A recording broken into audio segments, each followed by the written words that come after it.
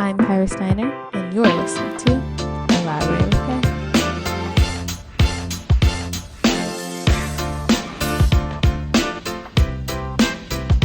Elaboratewithk.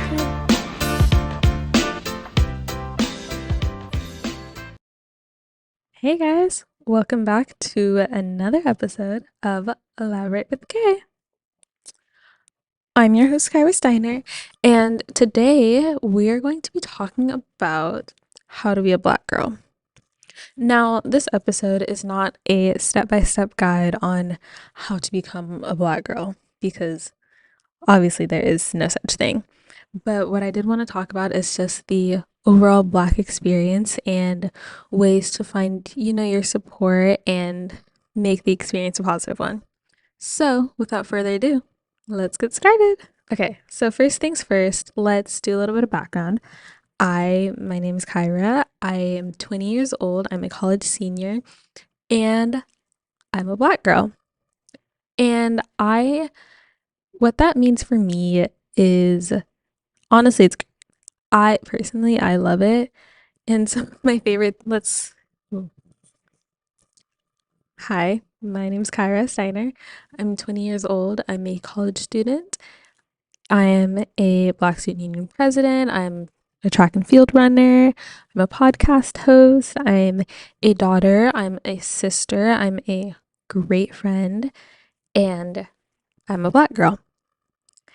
And does that impact all of those other aspects and facets of my life? Absolutely. But not in a negative way. I love it. Personally, I think that it is wonderful. So let's start with a little bit of just background and kind of how my life has been shaped and how I've kind of ended up here. So growing up, I went to 6 different schools from the time that I was in preschool to the time that I graduated high school. So in preschool, I first went to a Jewish preschool because my mom was working there, and then I switched and went to a Christian school that was around the corner from my house. And at that school, I was one of many Black students. The school itself was pretty small, but it was a majority Black. The majority of the population at the school was Black. And this was when I was in preschool up until 2nd grade. So I don't think I really actually had any recognition or notice of, everyone's skin color and their race. We were all kids. That was all I had known.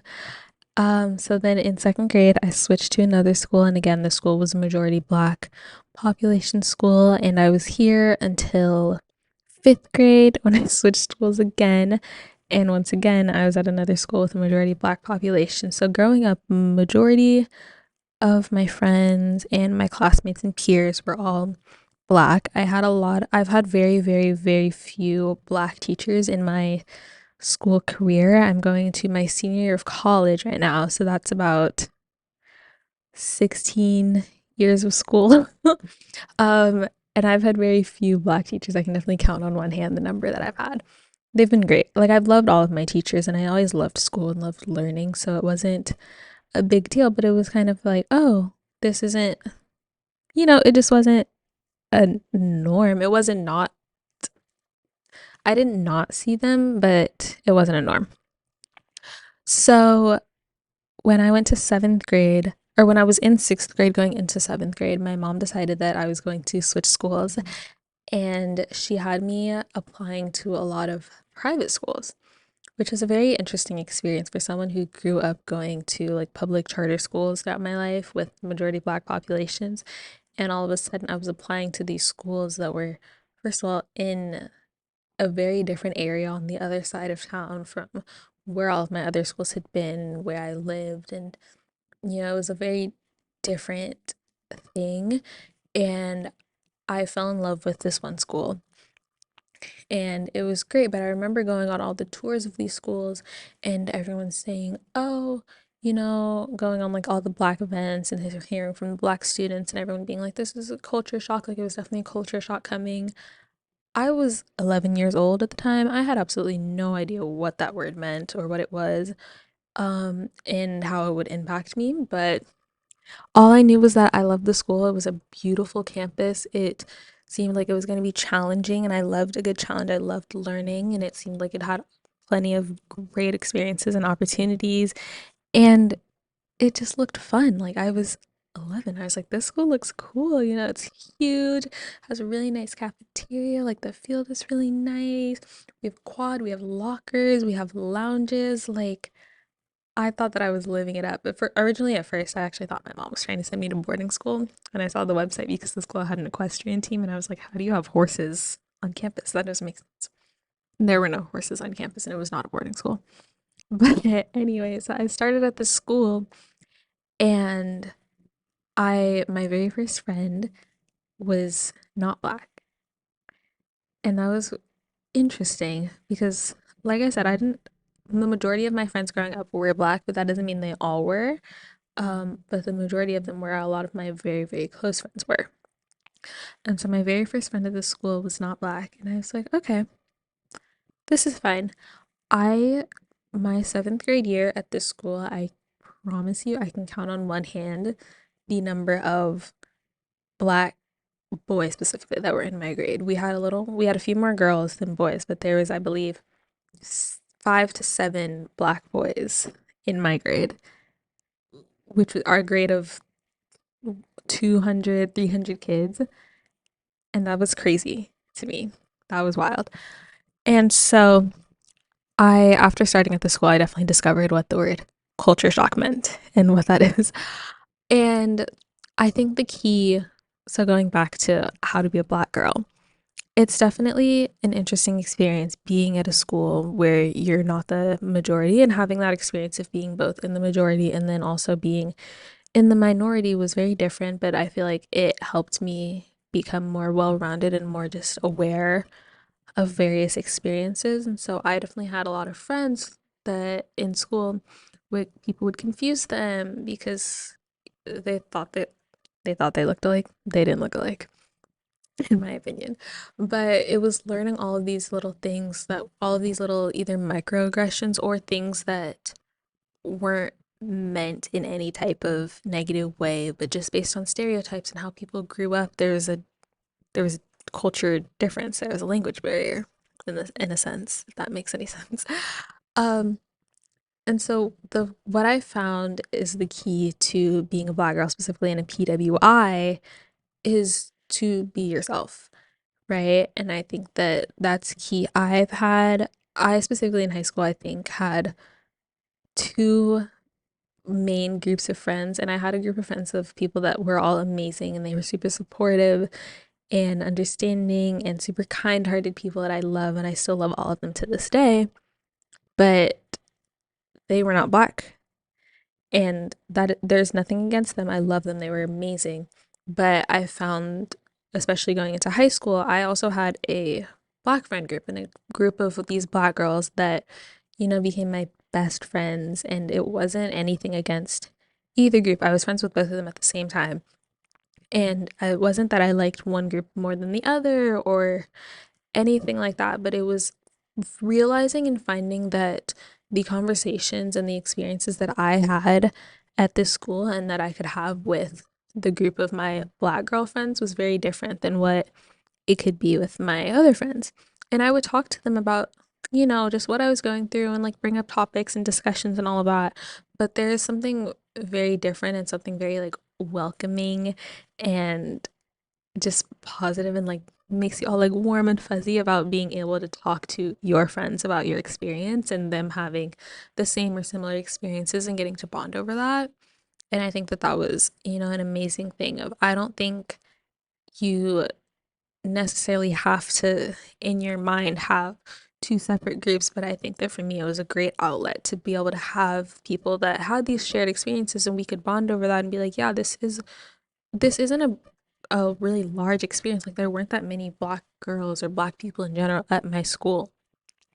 And so having a group of people to be in that space with and like have those conversations and be truly the most brutally honest and vulnerable that you can be was so nice. And I think that's definitely part of what kept me grounded in it.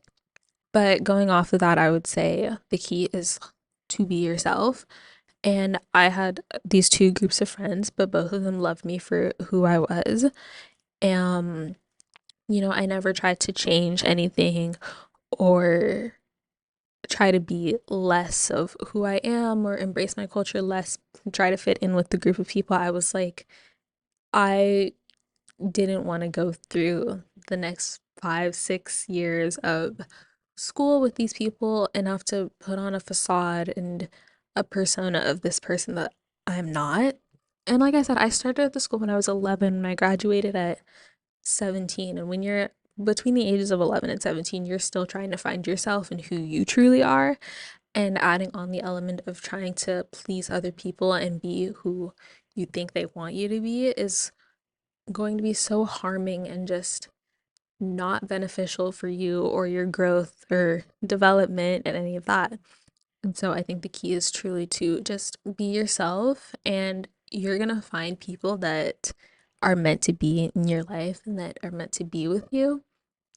And, you know, sure, I feel like some people are just scared of there being like a culture difference or scared of not knowing exactly what to say or what something means. But I think that, as I've gone through and like I'm in college now and I have amazing friends and I have a mix again, it's a mix of friends. I have my friends from like my Black Student Union and my executive board that are all amazing people and I can have these conversations with. But then I have my other friends that grew up in a completely different way than I did. And, it's not like I think the key is also don't shy away from having conversations about it. Like I have my friends are amazing. They're so supportive and they are constantly asking questions of like, "Oh, how did you get your hair to do this?" Or, "Oh, how does this work? How long does it take for your hair?" "Oh, okay. Well, what do you do with this?" And just being open and not being I think that the really important thing is not being afraid to say the word. Don't be afraid to say and bring up or mention or just bring awareness to your identity and being Black. I think that that's a very important thing and that's part of who you are. And so even if I'm in a group of, all white friends or just different people, that even if they're not specifically Black, like I'm not going to be afraid to be like, yeah, I'm Black or like blah, blah, blah. Like that's just something that it's part of the experience. Like I remember one time my friends or my teammates and I, we were, I think, at a beach or at the pool or something, and some of them were having a water fight. And I was stepped off to the side talking to some of my other friends. I didn't want to get wet. And one of my teammates walked up to me with water and I was like, "Don't spray me." And they were like, "What?" And I was like, "Do not spray a Black girl without like her permission. If I'm like standing on the side, like just don't do that." I got my hair done. I wasn't trying to get it wet and mess it up. And I think that the more normal you make those aspects of your life and the more normal you make it when you talk about them, makes it easier for other people to swallow and it makes it less taboo because things are only taboo when you don't talk about them and when you make them a thing that needs to be ignored or not discussed or that you shy away from. But I think as long as you're upfront with something and you don't try to hide that part, it's going to be normal. Okay, so moving away from all of the different school aspects, I want to talk about beauty. Beauty, hair, fashion, all of the above. Um, I love being a Black girl because I love being able to switch up my hair. Okay, right now my hair is straight, but during track season, my hair is usually in braids to protect me from the elements. When it rains, it's super windy. I don't get a lot of sleep. I'm very busy. And so not being able or not having to do my hair during that time is really, really beneficial for me. And I remember having a conversation with my mom about it too, because I think it was just a random day and I was like, "Oh, can you braid my hair or can you put this hairstyle in my hair?" And I remember looking back at pictures that I took over last summer when I was hanging out with my friend and I was showing them to my friend and we were laughing because I had like 7 different hairstyles over the course of what, like 2.5, 3 months. And I love the fact that I can do that because yes, I can wear my hair straight, but if I wash it, I can also do a braid out or a twist out and wear it curly and natural. Or I can put it into braids, and then even with braids, I can put it into box braids. I can put it into knotless braids. Like there are so many different options, and I love the fact that it's so versatile and you can express yourself through it. And all of the different. Like I said, I love being able to change my hair, and even if I'm in a season of, oh, I just want this hairstyle because, I have my routine. I love the fact that I have the option to change it or to do something different if and when I want. As for beauty, I I'm not a huge makeup person. I'm not. I never have been. But I I like the fact that the industry is getting better and that they are developing a lot more options for different skin tones and skin ranges. And it's still not where it needs to be. And I think that that's obviously just going to take a lot of time. But I like the fact that we're stepping towards it. Um, Fashion as well, I think. Well, I don't know. I think fashion is just fashion. I always loved fashion. I love shopping for clothes and shoes and getting dressed up, but I also like, being able to calm down and just have a chill day, a chill, relaxed fit, whatever. I love that people are able to express themselves, and I think that it is a lot more normalized now for people to express themselves. And, we all know Black culture sets the trends. It sets a lot of, if not all of the trends. Um, and I love the fact that that in itself is its own trend and its own genre or aesthetic. Like Pinterest is my favorite app in the entire world. And I love looking at Pinterest and looking at, you can just look at different, if you look at like 90s aesthetics or clothing, and I love the fact that there's a whole genre of Black people from all these different time periods and places and experiences that kind of set trends and create these aesthetics and these vibes and things that people are striving for because Black people are the blueprint. I'm gonna be so honest, Black people are the blueprint. Um, yeah. What else? What else? Okay. How to be a Black girl. This one is probably not my favorite part about it, but going back to, like I said, I love Pinterest. Okay. Being a Black girl is having to type in Black girl after or before every single search you make ever to get results that you want. And even then, it's not foolproof. So if I'm looking at hairstyles, right? I'm on Pinterest. I'm like, I want to see some hairstyles. I want to change up my hair. I can't just look up hairstyles. You look up hairstyles, Black girl, Black woman. Short hairstyles, Black women. It's a thing. Or even if you want to look up like stock images, and I want to look up stock images of a family, stock images of a Black family, or anything that you want, anything that you're looking for, you have to specify that you want it to be Black, that you want those search results, that images to be Black. Even looking at like articles and shopping, like there's so many things, and it's this perpetual thing of no matter what you're shopping for, if you specifically want it to be related to your personal experience, you have to look that up. Even I've looked up like different nail designs and I've looked up yellow nails, Black girl, because the way that the yellow nails look on my skin is going to be very different than the way that they look on somebody else's skin. And I've talked to my friends about this too, and that's just kind of this like perpetual thing of it almost becomes second nature, right? To where I know that I'm gonna have to look it up. Like it might not be on my first search. My first search, I might, give them a try, see what they come up with. But I know that I am gonna have to search up Black girl, Black woman, Black. I definitely think that that's something that the world can get better at. And I think that that ties into just representation as well. I don't think there's ever going to be enough representation for Black people specifically, but for a lot of things. Um, I think that representation is it's a key aspect of life. Everyone we love movies and TV shows that we can relate to, or we love movies and TV shows that can provide an escape from the real world. But we like characters that we can relate to, whether it's a fantasy show, a cartoon, animated, we like characters that we can relate to.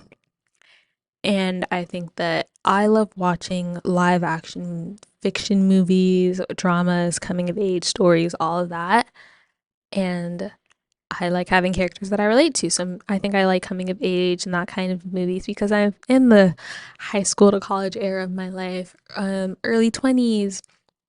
But I also love a good movie where I can, relate to the character, where I can see myself in them, whether that's in their flaws, but specifically like in their features, in their physical appearance. Like, there's something so warming and amazing about seeing someone that looks like you on screen. Like, I remember when The Little Mermaid came out with Halle Bailey and seeing all of the TikTok videos of moms showing their daughters or showing their little kids being so excited, seeing the posters or seeing the movies because there's someone that looks like me. And growing up, I had Princess Tiana, who love her, right? Like, I still love the fact that Princess and the Frog is a movie. I love that they incorporated that into the princess universe.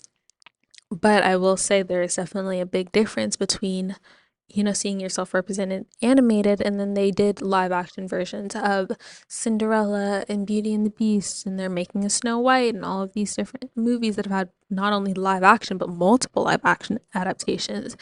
And so to see a live action adaptation of a princess movie and to see that person or that character be Black and be someone that looks like you is wonderful because obviously growing up I was a little girl and I loved Disneyland. I loved princesses and fairy tales. Um and I I mean I didn't care. I thought that I was going to be a princess and I was like I am a princess. I'm a queen. But I think that if I was able to see a princess, a mainstream princess that also looked like me, that would have been life changing. And so my favorite princess movie growing up, besides The Princess and the Frog, I loved Cinderella and the Cinderella movie with Brandy and Whoopi Goldberg. And I I love watching that movie and I think it's beautiful and it's great because there's so much that movie is like the epitome of representation. And I love the fact that I rewatched it recently and I remember seeing a post about it that was talking about the cast and saying the family trees in this movie make absolutely zero sense, but no one ever noticed because the movie was so good. And I agree with that because they covered pretty much every base of race and nationality in that movie. And for me, I always loved Cinderella growing up. Like that was one of my favorite princesses, and so to see Cinderella being Black was beautiful and it was live action and it definitely is not a mainstream movie. Like I know so many people that have no idea that that movie exists, but that movie definitely changed and shaped my life because I saw myself represented on screen in a princess dress by Brandy and she had her happily ever after and I was like that's wonderful and that can be me. And so I think that representation obviously is a really big thing. And being a Black girl is one, always wanting and needing that representation, but having to go the extra mile and the extra to find it, whether that is typing in Black girl at the beginning or end of any search or Black movies, and knowing that you have to do that. And hopefully there's a time where the representation is so normalized that we don't have to do that. But for right now, it is. And I think that I love the fact that I can at least find results when I search that. Like obviously, yes, it is. It's extra letters that I have to type and extra work that other people might not have to go through or I not have to deal with. But I love the fact that if I look up black movies, there's in my mind black movies and black 90s and early 2000s rom-coms or comedies or whatever kind of movies. In my mind, those are their own genres. And I love the fact that I have that. And the fact that, I find comfort in the fact that you can find aspects of yourself and representation in those searches, even if you do have to go the extra mile. And finally, on how to be a black girl, I would say to embrace it. You you are beautiful. You are amazing. And your skin color is not something that you can change, but it's something that you can embrace and use to your advantage. I see nothing wrong with it, and I I think that, like I said, being black and being a black girl has definitely shaped my experience, but I love it because I want to be a filmmaker, and I think something that I find both sad and inspiring is the fact that we're still in the era of having so many firsts. So we still have yet to have our first female president or our first black female president of the United States. And we still have yet to, there are so many firsts that haven't been done yet. And so, as sad as it is that we are still having our first, in terms of like representation again, it's kind of inspiring knowing that on that could be you. I when I went to nationals for my track and field team in 2023, I went for our 4x1 relay team, and it's a group of four girls. And this was the very first time that my college had ever had women, women's track and field team members competing at our division nationals. And so that in itself was huge. We were the first girls to run there. And I was the only black girl on my team. So I was the very first black girl to run on my team. And not only that, it's funny because we all ran the same race, but I ran first leg. And so for me, it's this little victory that I like to think of I was the very first black girl to run in nationals for my school ever. And that's kind of it's huge. And I think being a black girl is also taking the small wins and making them as big as you want in your mind.